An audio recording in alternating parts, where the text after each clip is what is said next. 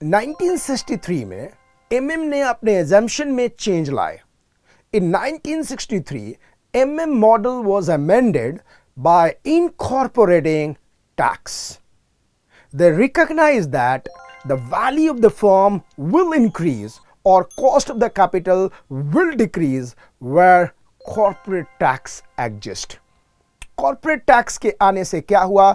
Value of the firm will increase, बढ़ेगा, and overall cost of capital will go down.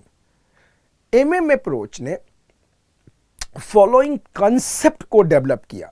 MM approach has developed following concept, especially when the tax exists in 1963.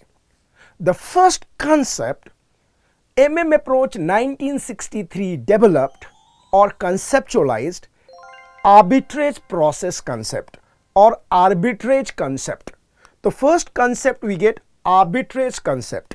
तो 1963 में जब tax को लिया गया तो arbitrage process का concept आया, आर्बिट्रेज कंसेप्ट आया, आर्बिट्रेज प्रोसेस आया. अब आता है कि आर्बिट्रेज प्रोसेस क्या है.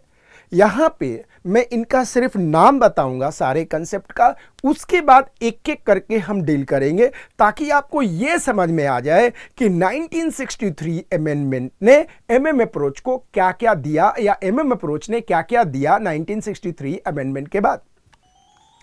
Arbitrage process, there will be some difference in the earning of equity and debt holders in levered and unlevered form. So this is called the arbitrage process.